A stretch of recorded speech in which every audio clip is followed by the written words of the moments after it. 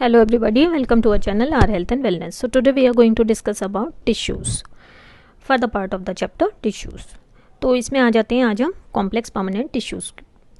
इसके एग्जांपल्स हो जाते हैं xylem and another one is phloem. Xylem की बात करेंगे तो ये वाटर के ट्रांसपोर्टेशन में, मिनरल्स के ट्रांसपोर्टेशन में हेल्प करता है. कहाँ से ट्रांसपोर्ट होता है? From soil to roots to the tip of the plant. Xylem में क्या होता है? 4 टाइप्स ऑफ सेल्स होते हैं. पहला आ जाता है ट्रैकिड्स, जो कि इलोंगेटेड डेड सेल्स होते हैं, जिनको हम प्रिमिटिव एलिमेंट्स कहते हैं. ये मेनली जिम्नोस्पर्म्स में ज़्यादा एक्टिव रहते हैं और ये conduction of water and minerals में हेल्प करते हैं. नेक्स्ट आ जाते हैं वेसल्स, जो कि एडवांस्ड होते हैं, जो एंजियोस्पर्म्स में मिलते हैं. सिलिंड्रिकल ट्यूब लाइक स्ट्रक्चर्स होते हैं, एक के ऊपर एक ऐसे इस तरह से प्लेस्ड होते हैं जैसे ट्यूब एक के ऊपर एक लगा दिए हों, और एक कंटिन्यूस चैनल बनाते हैं जिससे वाटर का एफिशिएंट कंडक्शन हो पाए. नेक्स्ट आता है जाइलम पैरेन्काइमा, जो कि small and thick walled parenchymatous cells होते हैं और इनका काम होता है स्टोरेज ऑफ स्टार्च. नेक्स्ट आ जाता है जाइलम फाइबर्स, जो कि डेड सेल्स होते हैं, थिक वॉल्ड होते हैं और मैकेनिकल सपोर्ट प्रोवाइड करने का काम करते हैं. नेक्स्ट आ जाती है फ्लोएम. फ्लोएम का काम होता है transportation of food from leaves to other parts of the plant. इसमें क्या होता है? सीप ट्यूब्स होते हैं, जो कि ट्यूबुलर सेल्स होते हैं, जिसमें पोर्स होते हैं, परफोरेटेड वॉल्स होती हैं. नेक्स्ट आ जाते हैं कंपेनियन सेल्स, जो कि सी वेल ट्यूब के बिल्कुल पास में होते हैं, जिसको हम सिस्टर सेल्स भी कहते हैं. नेक्स्ट आ जाता है फ्लोएम पैरेन्काइमा, जिनका काम होता है स्टोरेज ऑफ फूड. नेक्स्ट आ जाते हैं फ्लोएम फाइबर्स, जो कि डेड होते हैं, अगेन इनका फंक्शन होता है मैकेनिकल सपोर्ट प्रोवाइड करना. तो अब हम जानेंगे जाइलम एंड फ्लोएम के बीच में क्या डिफरेंसेस होते हैं.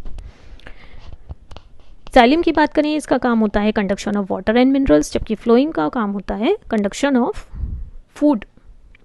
नेक्स्ट डिफरेंस आ जाता है, जाइलम में जो कंडक्शन होता है वो यूनी डायरेक्शनल होता है, from roots to apical parts of the plant, जबकि फ्लोएम में कंडक्शन दोनों ही डायरेक्शन में होता है, from leaves to storage organs और growing parts of the plant.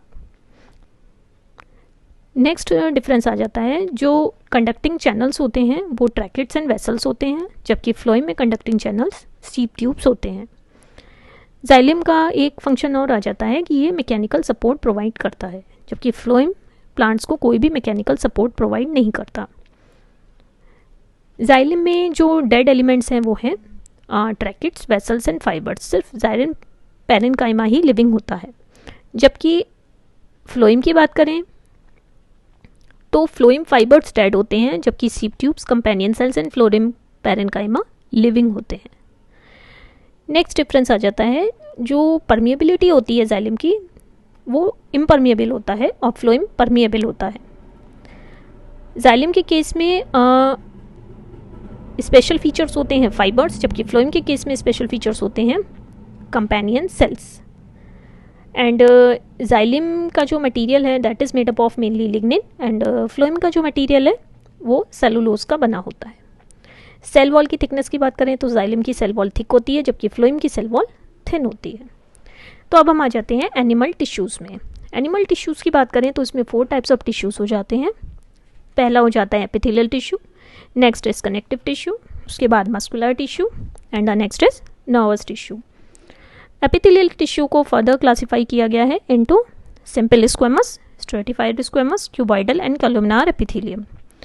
Next आ जाता है कनेक्टिव टिश्यू, जिसके टाइप्स हो जाते हैं blood, bones, ligaments, tendons, cartilage, areolar and adipose tissue. Muscular tissue की बात करें तो ये हो जाता है voluntary muscles, involuntary muscles and cardiac muscles. तो ये एनिमल टिश्यूज़ के एग्जाम्पल्स हो जाते हैं. अब इसके बारे में डिटेल में डिस्कस करते हैं.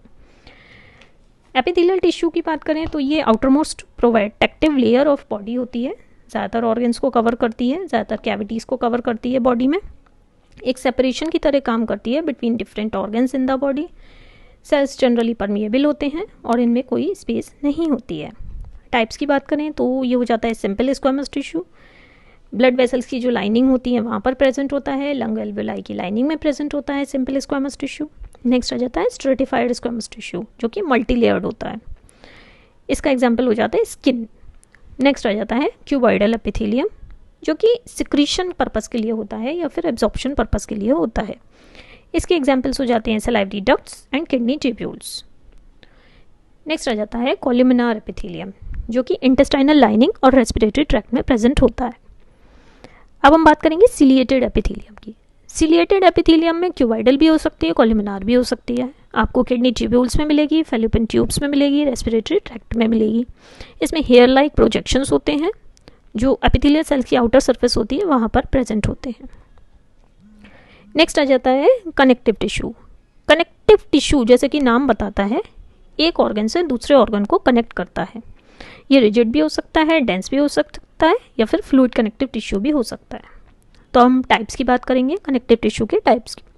तो इसमें ब्लड हो जाता है जो कि लिक्विड कनेक्टिव टिश्यू होता है, जिसमें प्लाज्मा होते हैं, जिसमें आरबीसीज, डब्ल्यूबीसीज एंड प्लेटलेट्स भी प्रेजेंट होते हैं।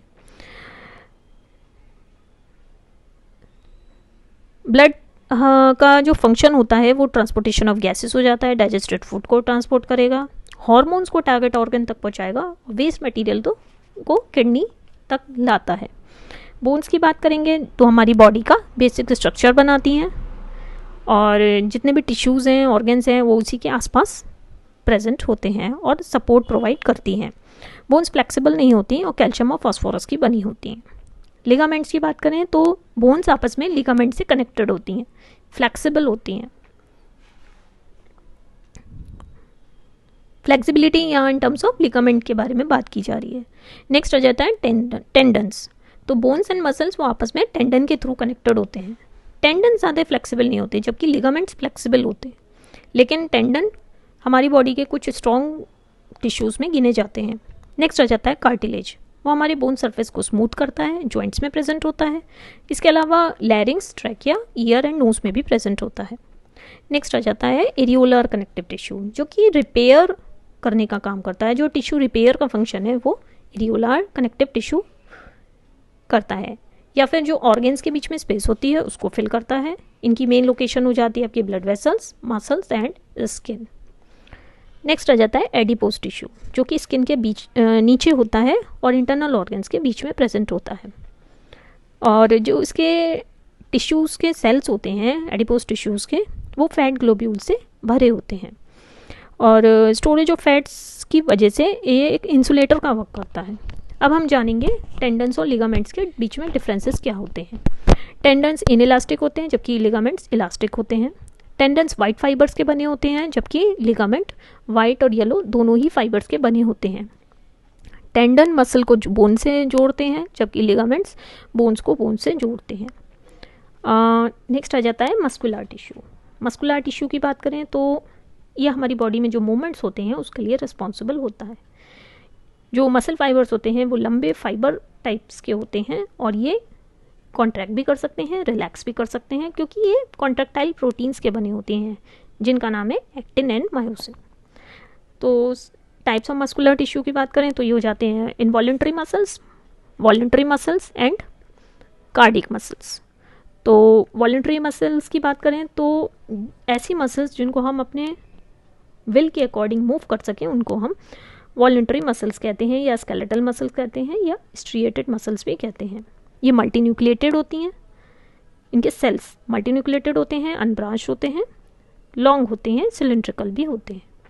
नेक्स्ट आ जाता है आपका इनवॉल्यूंटरी मसल्स, जिनको हम स्मूथ मसल्स भी कहते हैं, और ये हमारी विल के अकॉर्डिंग मूव नहीं करती। इस तरह की मसल्स आपको मिलेंगी ब्रोंकाई में, आइरिस में, यूरेटर्स में, और इनके सेल्स बड़े होते हैं with pointed ends, spindle shaped होती हैं और यूनिन्यूक्लिएटेड होती हैं। इनको हम अनस्ट्रिएटेड मसल्स भी कहते हैं। नेक्स्ट आ जाता है कार्डियक मसल्स, जो कि कॉन्ट्रैक्शन एंड रिलैक्सेशन का फंक्शन परफॉर्म करती हैं, सिलिंड्रिकल होती हैं, ब्रांच्ड होती हैं, यूनिन्यूक्लिएटेड भी होती हैं। नेक्स्ट आ जाता है आपका नर्वस टिश्यू। नर्वस टिश्यू जो होता है एक कनेक्शन का काम करता है, जिससे क्या होता है कोई भी इंडिविजुअल स्टिमुलाई के लिए रिएक्ट कर पाता है। हमारी बॉडी को एक्सटर्नल स्टिमुलाई के लिए रिस्पॉन्ड करना में हेल्प करता है through the process of electrical signals. और इनके अगर बॉडी की बात करें, नर्व सेल्स के स्ट्रक्चर की बात करें तो इसमें साइटोन होता है, जिसको हम सेल बॉडी भी कहते हैं, जिसमें सेंट्रल न्यूक्लियस होता है, साइटोप्लाज्म होता है, और इसमें डीपली स्टेन्ड पार्टिकल्स भी होते हैं, जिनको हम निसल्स ग्रैन्यूल्स कहते हैं, जो कि क्लम्प्स ऑफ राइबोसोम्स होते हैं। नेक्स्ट पार्ट आ जाता है डेंड्रॉन्स, जो कि शॉर्ट प्रोसेसेस होते हैं, जो कि साइटोन से अराइज होते हैं और फर्दर ब्रांच हो जाते हैं डेंड्राइट्स में। नेक्स्ट पार्ट आता है एक्सॉन। एक्सॉन एक सिंगल लॉन्ग सिलिंड्रिकल प्रोसेस होता है जिसका यूनिफॉर्म डायमीटर होता है। टर्मिनली देखें तो ये भी फाइन ब्रांचेस फॉर्म करता है, और एक्सॉन जब एंड करता है तो एक सॉलिड स्ट्रक्चर बनाता है जिसको हम साइनेप्टिक नॉब भी कहते हैं या बटन भी कहते हैं। ये जो साइनेप्टिक नॉब होता है इसमें एसिटिल कोलिन फिल्ड वेसाइकल्स होते हैं जो कि एक इम्पॉर्टेंट न्यूरोट्रांसमीटर है। ये नर्व ट्रांसमिशन में काफ़ी इम्पॉर्टेंट रोल प्ले करता है। So that's all for the day. Thank you so much.